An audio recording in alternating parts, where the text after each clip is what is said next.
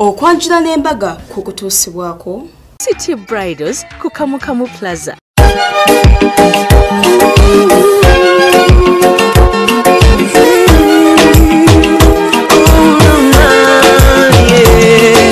Ndaira sirimba lero bino bijogera byakumoyo toboyo mtima gwange munda ekukubira nze ne kuntujja omukwano lero njagala otegere nti wampamba wotoli serious enywa nze sebaka nyabo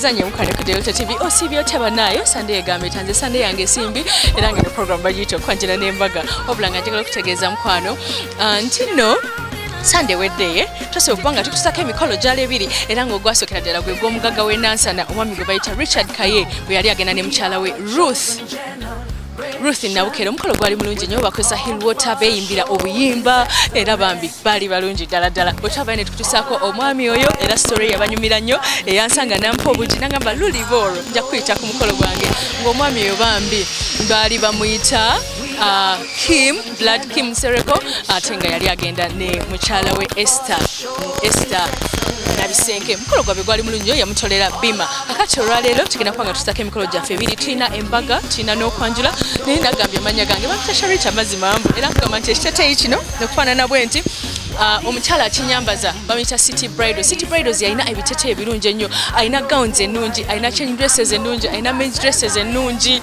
okitegeera kati genda Kamukamu Plaza ku Entebbe Road eduka number GF34 ekiraba mukwano City Bridals wali nnyo yakyasinza okubeera ne waka mu gawuni ate nga bw'opangisayo gawuni emu akwerako men's dresses zabeerere gomesi olina genda ku Maria's Bridal ali ku Zai Plaza level 2 room 4 edduka lya Maria's Bridal bw'otuukayo kuliko ebifaananyi byange nze kennyini ze kola active Sharita mukwano go ng'omanya we wa Maria awatuufu abalala si be batuufu ewa Maria kuliko ebifaananyi byange ku Zai Plaza Sharita's Hair Clinic yenkolako enviiri ne makeup era nga gamba mukwano tuli ku Nassa tusomesa n'abaagala okuyiga enviiri terabira kubeera mukwano ng'engato zijja wakato sales center ate la kanzalika apeta bwetyo mukwano tugenda kubeera nga tutandika ffenna mu mukolo gwa mbaga nga tugenda kubeera nga tulaba omukyala gwe bayita Lucy Nagadia bwe yali nga asalawo okubeera n'omwami we bwe babeera bonna e London abo beebweru batuuze beebweru era omukolo gwabwe gwabaddemu essente batambulidde mu Range Rover Sport zokka okitegeera omwami ye David Luiga together bafuse omwami n'omukyala baluiga naye agadde engeri gye basinkanamu obuyimba bwe beeweereza decoration yadde mulungi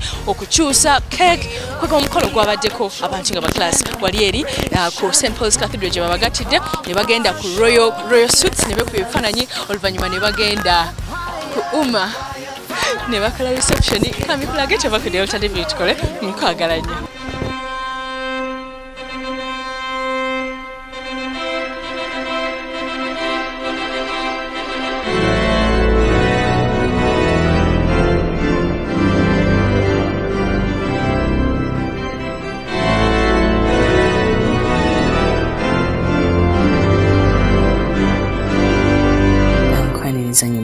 musawa yaffe n'esooka era nga tuli wano eno ku St Paul's Cathedral e Namirembe genkola bweri omugole omwami yasooka okutuuka era nga yajjidde mu blue texado suit nga yeesunga okuba omukyala gw'ayagala ennyo empita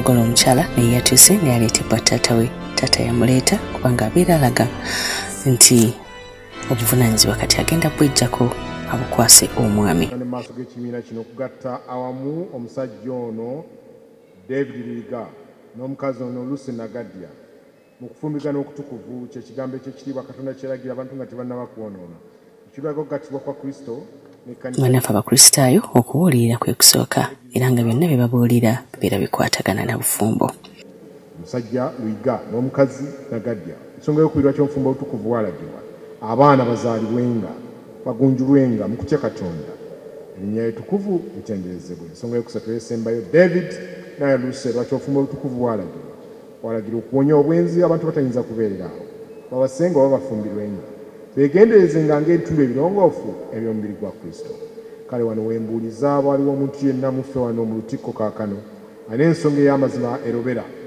David Luiga ne Lucy Nagadya ogattibwamu.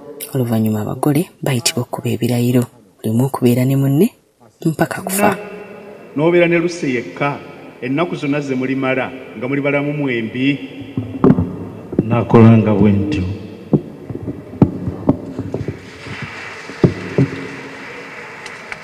Lucy Nagadya onoofugira omusajja ono David Luyiga okuba musajjawo okubeera naye nga Katonda bwe yalagira mu kufumbirwa n'okutukuvu. David ono omwagalanga mutunuleko. David ono omusangamu ekitiibwa. David ono omukuumanga nga mulwadde era nga mulamu. N'olekanga abasajja abalala bonna n'obeeranga ne David yekka ennaku zonna ze mulimala nga muli balamu mwembi. Ye nakolanga bwe ntyo.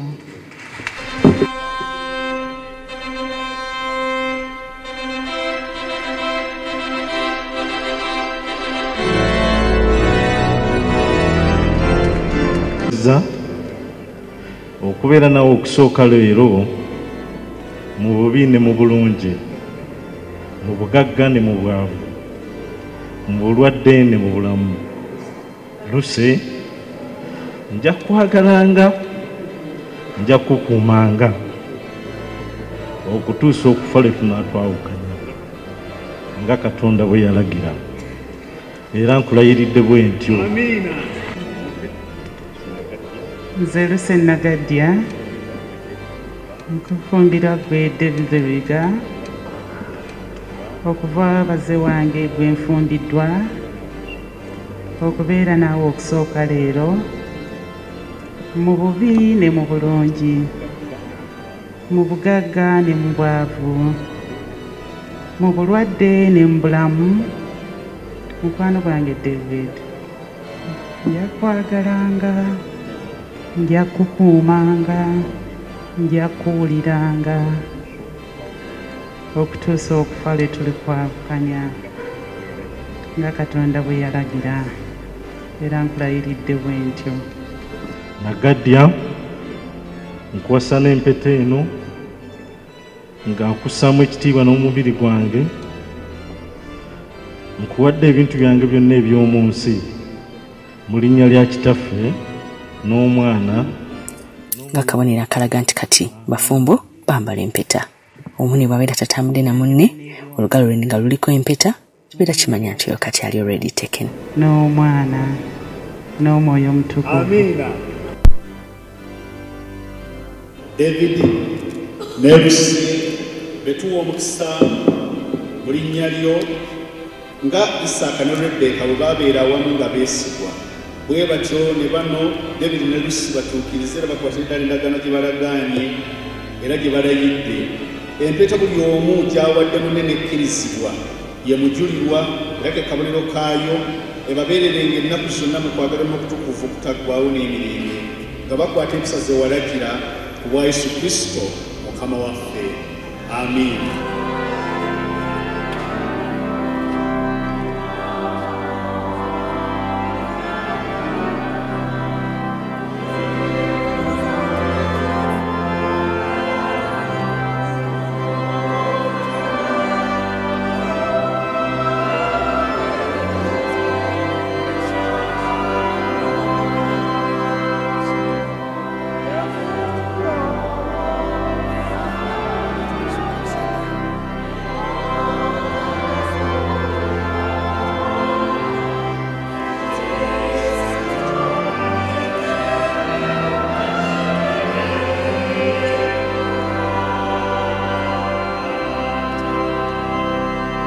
Oyo ye mutandisi w'obufumbo ye yagamba si kirungi omusajja okubanga yekka n'amukolera ongeza musaanira.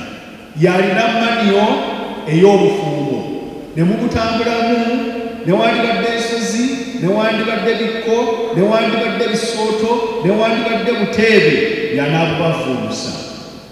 Omuguwa ogw'emiyonde ebiri guba mugumu, naye omuguwa ogw'emiyonde esatu Bayibuli bwegamba munywera nnyo. So mwe muli babiri mwongere okuyita Yesu Kristo Mukama waffe abeere mu maka gammwe. Mukama abawa amaka amalungi, nammwe abawa amaka amalungi agalina Katonda bayikulembeze wamu bayimulokozi wamu mu linnya lya Kitaffe n'Omwana n'Omwoyo Omutukuvu. Amiina.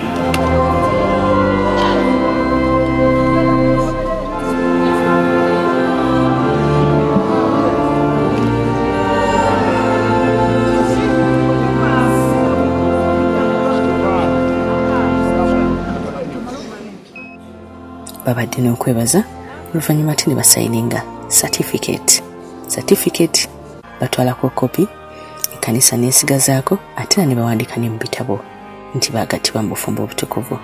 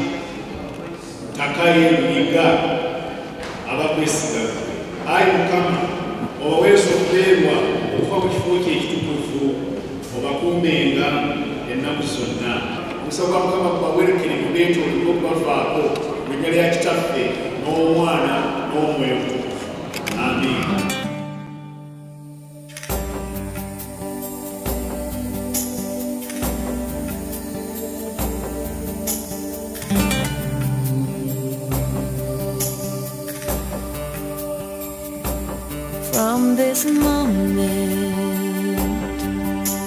life has begun. From this moment, you are the one. Right beside you is where I belong.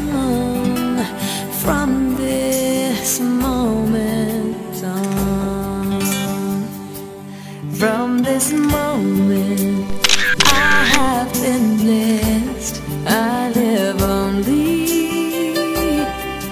for your happiness and for your love. I'd give my last breath.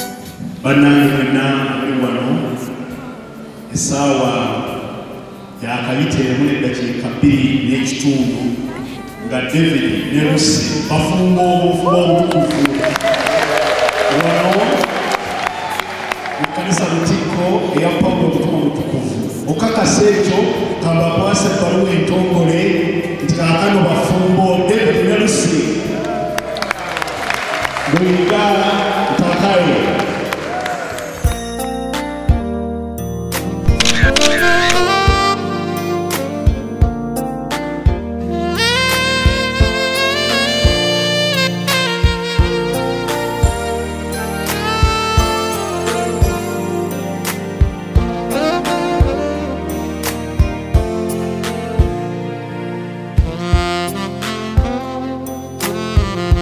Batyo bafulumye wabweru ne bekuba ebifaananyi ng'omwami n'omukyala. Awo nno ab'emikwano abakono ab'eŋŋanda bafunira akakisa okusobola okwekubirako nabo ebifaananyi.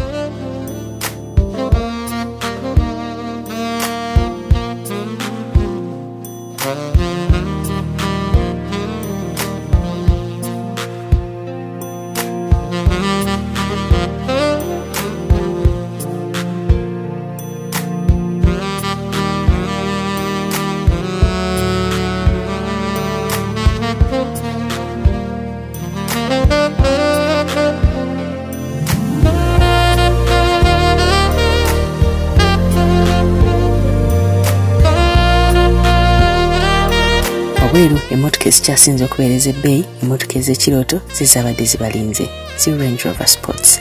Luno ne boolekera okwekuba ebifaananyi.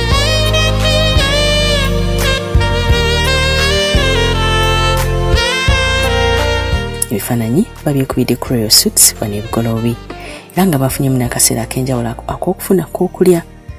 Beekubye ebifaananyi ne bawummulamu ne bongera okweraga omukwano oluvannyuma ate ne boolekera reception.